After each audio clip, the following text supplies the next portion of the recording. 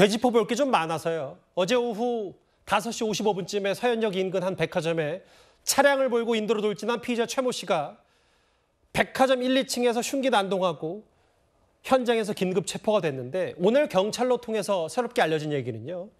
이 피의자 최모 씨가 흉기를 그 사건 전날, 그러니까 그제 구입을 했고 실제로 현장에 다녀갔다, 이런 게 좀 알려졌어요. 네. 뭐 지금 경찰이 이제 점점 이게 계획범죄일 수밖에 없는 이유를 찾아내고 있는데요. 예. 일단 흉기만 그 전날 산 게 아니고 사실은 그 현장에 갔었다는 겁니다. 현장에 가서 보니까 서현역이 사실은 생각보다 이렇게 금방 들어가서 본인이 목적한 바를 달성하기는 좀 어려운 측면이 있어 보이고, 그러다 보니까 그 다음 날 뭐 결국에는 차량을 몰고 이제 진입을 하게 되는 거죠. 그렇게 되면 뭐 여러 가지로 차량에도 사람들을 상해를 입힐 수 있고, 더군다나 침입을 순식간에 그 광장으로 들어갈 수 있기 때문에 굉장히 동선을 한 번에 여러 명에게 상해를 입힐 수 있는 그런 동선으로 그 전날 답사를 하고는 훨씬 더 효율적인 방법을 선택을 한 것으로 보입니다. 아, 그러면 이게 전날에 뭐 가서 이게 내가 할까 말까 고민했다, 뭐 이런 정도의 일상적인 생각이 아니라 이 교수께서는 이거를 사전 답사 성격으로 좀 보시는 거네요. 저는 그게 사전 답사일 개연성이 굉장히 높다고 보이고요. 예. 만약에 그냥 갔을 때 용기가 나지 않아서 돌아갔다면 사실은 그 다음 날도 비슷한 패턴으로 도보로 가든가 대중교통을 이용해서 진입을 했어야 되는데 그게 아니라 차량을 몰고 가잖아요. 예. 그 얘기는 결국 차량으로 몰고 가서 결국 충돌을 하여 진입하는 시간이 걸어가는 것보다는 훨씬 빠르다, 이런 판단을 했었던 것으로 보입니다. 아, 차량으로 이동하는 것도 뭔가 계획범죄 사전 답사 성격이 짙을 수밖에 없다. 박소연 부장님, 이게 사실 이 일련의 과정들이 끔찍한 사건이 10분 만에 발생을 한 건데 그만큼 뭐 체계적이고 이제 봤을 때 차량 몰고 인도 돌진해서 긴급 체포까지 단 10분 반격이 좀 걸리지 않았다고 하더라고요. 네, 그렇습니다. 어제 사건이 발생한 시각이 어제 오후 5시 55분쯤이었습니다. 경차가 분당 서현역 옆에 있는 버스 정류장 쪽으로 갑자기 인도를 향해 질주를 합니다. 예. 그러면서 돌진을 하니까 사람들이 다치게 되죠. 이때 다친 사람만 해도 무려 5명입니다. 얼마나 세게 부딪혔냐 하면 예. 인도에 차가 부딪히니까 앞 타이어가 찢어져서 더 이상 움직이지 못할 정도로 그렇게 차가 많이 상한 상태가 됩니다. 예. 네, 바로 그렇습니다. 앞 타이어가 찢어져 있는 모습을 확인할 수 있는데요. 이렇게 해서 차가 움직이지 않으니까 이 범인이 차에서 미리 준비했던 흉기를 꺼냅니다. 꺼내고 앞에 있던 백화점을 향해 들어갑니다. 여기가 고가였거든요. 고가다 보니까 백화점 입구를 향해서 들어가면 바로 2층입니다. 그 2층에서 흉기를 휘두르고 그리고 에스컬레이터를 타고 다시 1층으로 내려갑니다. 예. 그곳에서 다시 흉기를 휘두르고 올라와서 또다시 흉기를 휘두릅니다. 이렇게 해서 다친 사람이 모두 9명입니다. 그러니까 이 범행 10분 동안 무려 14명이 다쳤고 그리고 2명이 위중한 상태가 된 겁니다. 그리고 2층으로 올라와서 그 건물 밖으로 빠져나왔고요. 그리고 6시 5분쯤에 이 경찰에 의해서 인도에서 검거가 됐습니다. 그러니까 박소연 부장 말에 다시 종합해 보면 결국은 차를 부딪혔고 도로에서, 그리고 다시 이 백화점으로 들어가서 2층으로 들어갔다 1층으로 내려가서 다시 2층 올라가서 빠져나왔다. 이 불과 10분 만에 이 해당 백화점을 휘젓고 다닌 셈이 되는 거네요, 그러면? 네, 그렇습니다. 그러다 보니까 순식간에 이 10분이란 짧은 시간 동안 14명이 다치게 되는 사고가 발생을 했고요. 그리고 많은 사람들이 지금 중상을 입었고 2명은 위중한 상태인 만큼 그 피해가 굉장히 컸습니다. 차량 사고도 그렇고 저 무차별 흉기 난동도 그렇고요. 이수정 교수님. 네. 영상 보셨잖아요. 사진도 네, 쭉 네, 봤고. 네. 저 여기에 보면 검은색 후드티 입고 네, 네. 선글라스 끼고, 이거 어떻게 저희가 해석할까요?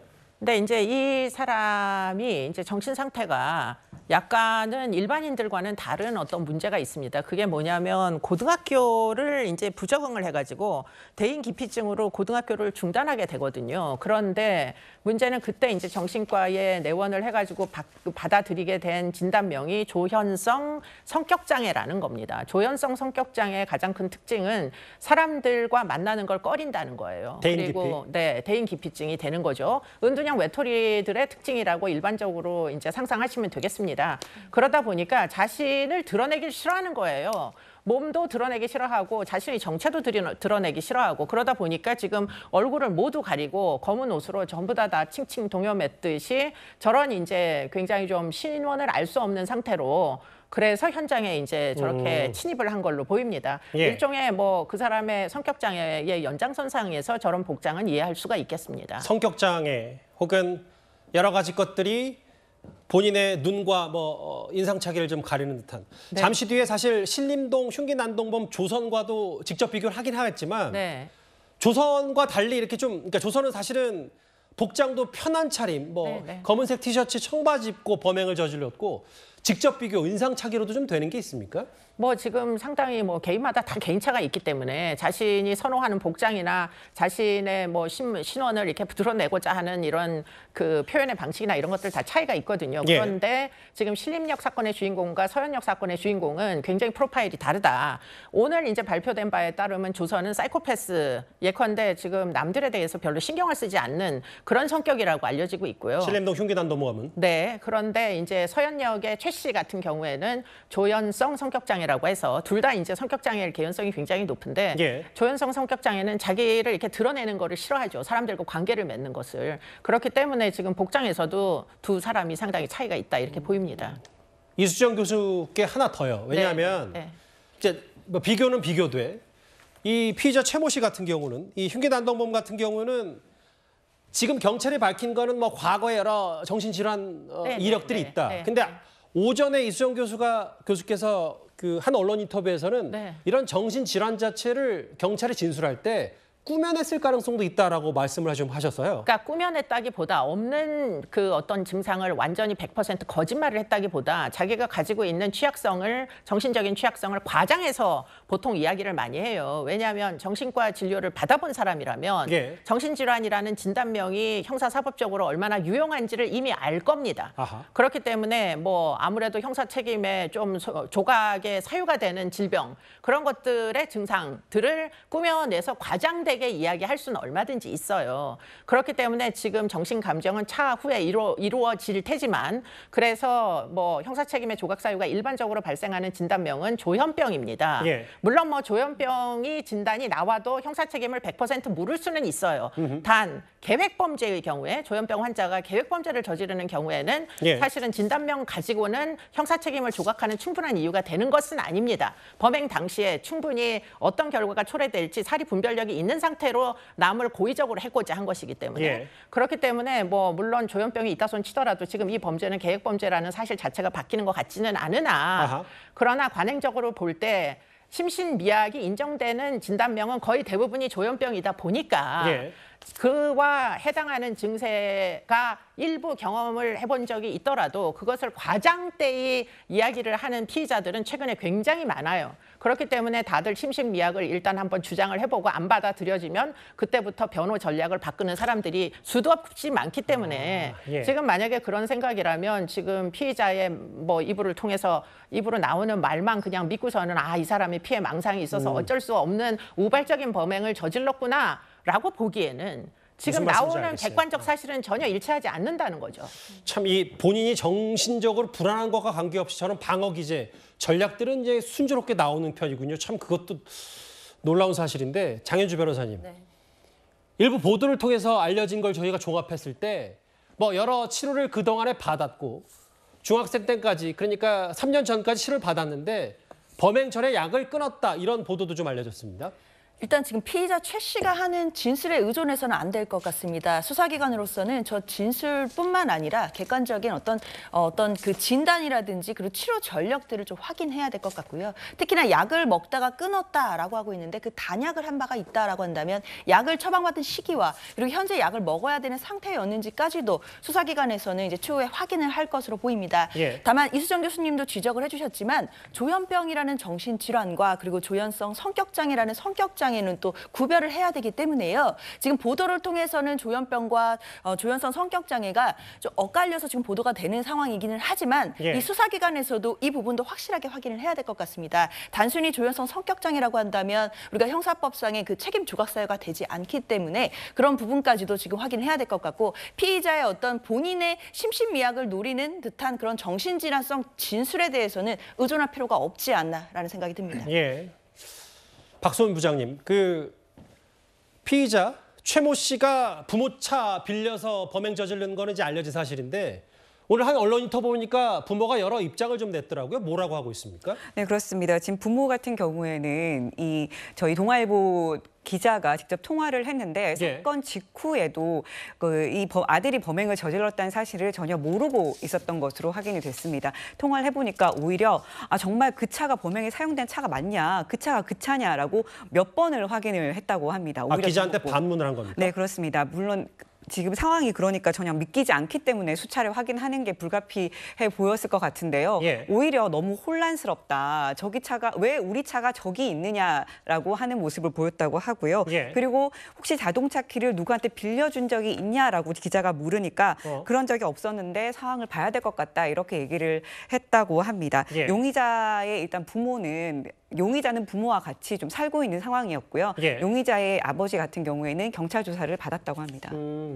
받고 나서 좀 더 결과를 좀 지켜봐야 될 것 같은데 일단 왜 내 차가 저기 있는지조차 모른다는 게 지금 피의자 최모 씨 아버지의 얘기거든요. 쓰인 그 차가 맞냐, 뭐 범인 잡혔냐라는 뭐 다소 좀 엉뚱하게 들릴 수 있는 얘기까지 좀 했기 때문에 앞서 저희가 잠깐 그 신림동 흉기난동범 조선과 이번 서현역 흉기난동범 최모 씨를 인상착의로는 비교했었는데 박 부장님, 그 팩트만 좀 비교를 해볼 필요가 있어요. 왜냐하면 정확히 2주 전에 일어났던 사건, 뭐 공통점도 있고 차이점도 있는데 좀 더 추가 설명을 좀 해주신다면요. 네, 그렇습니다. 일단 공통점을 먼저 짚어보면요. 이 13일 전에 일어났던 신림역 사건 같은 경우에는 오후 2시, 대낮에 그런 일이 발생을 했죠. 그래서 사람들이 굉장히 놀랐었는데요. 이번에 서현역 사건 역시 지금 여름이니까 해가 길잖아요. 오후 6시면 해가 굉장히 밝습니다. 그 시간대를 노려서 범행을 저질렀다는 부분에서 공통점이 있고요. 예. 장소 역시 비슷한 점이 있습니다. 이 신림역 같은 경우에도 유동성이 많은 굉장히 번화한 곳이잖아요. 실제로 범행을 했던 조선 씨 역시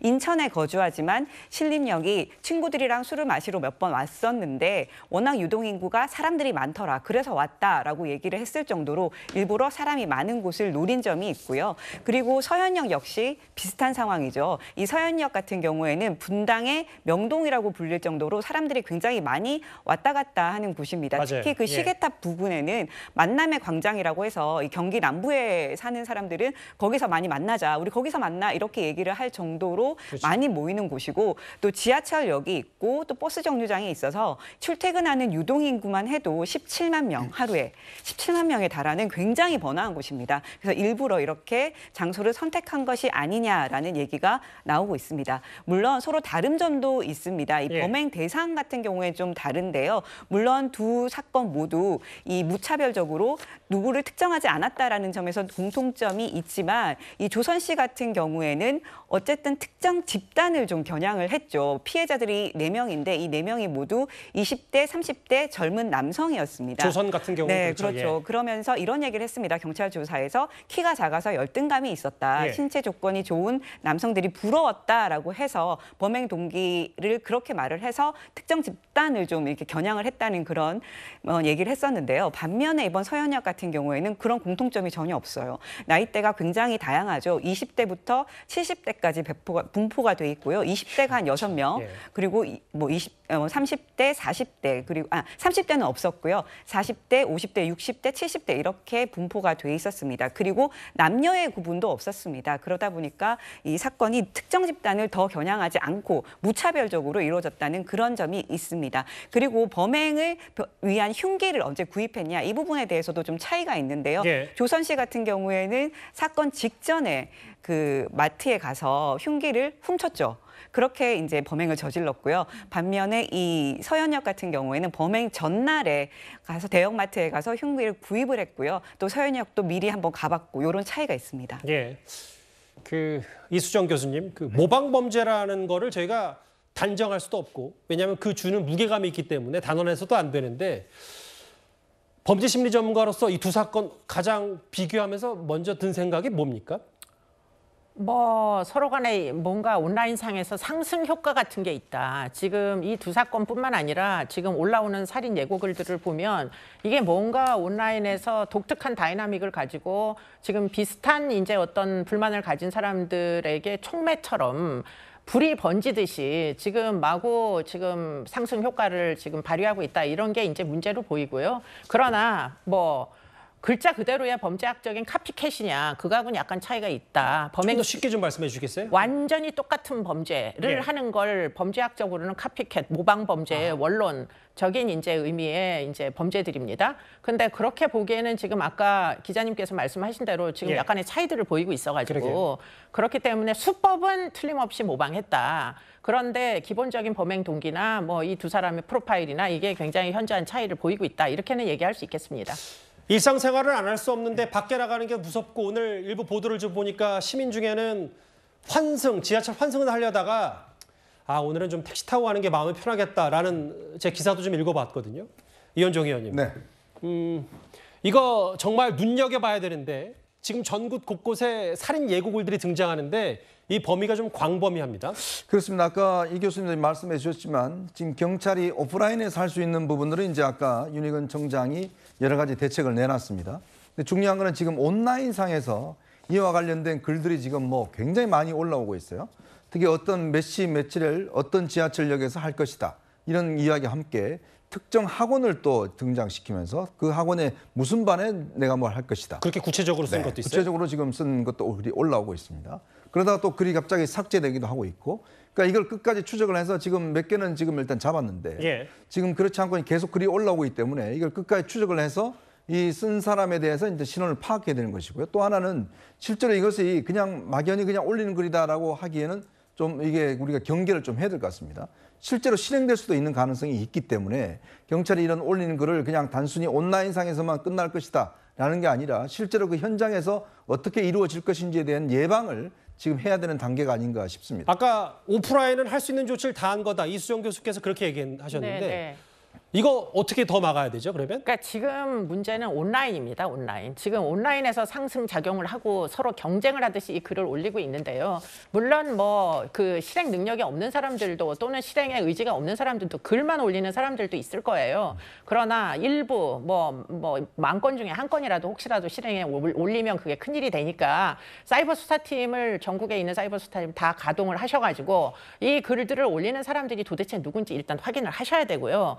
비교적 구체적인 내용이 있으면 사실은 살인을 예고하는 거는 이거는 심각한 범죄입니다. 그렇기 때문에 구속 수사라도 해야 되는 거 아닌가. 아마 주변에서 이런 글을 올린 자들이 하나 둘씩 구속되기 시작하면 그때 가서는 이게 정말 심각한 문제구나. 다시는 이런 글을 올렸다가는 나도 패가 망신할 수 있겠구나. 이 정도의 경계심을 느껴야 이게 중단이 될 것이다. 이렇게 이제 보이고요. 예. 한편으로 온라인 포털을 이렇게 게시판을 그냥 헤이트 스피치, 혐오 발언으로 이렇게 해서 그냥 방치하는, 다 도배질을 하게 방치해온 우리의 정말 어떻게 보면은 좀 그 방임적 정책은 지금 이 시점에는 좀 재고를 해봐야 되지 않는가 이런 생각을 하게 됩니다. 예. 뭐 정신질환 병력이 있다고 해서 그게 반드시 이번 사건의 동기다 이렇게 지금 단언할 수 없습니다. 경찰 추가 조사 결과가 나와야 되니까요. 여러 가지 합리적 추론들을 하나하나 해봤는데 서현역 흉기 난동 사건에 집중을 해봤다면 이제는 비슷한 사건만 터져도 놀랄 수밖에 없을 것 같습니다. 바로 다음 주제입니다.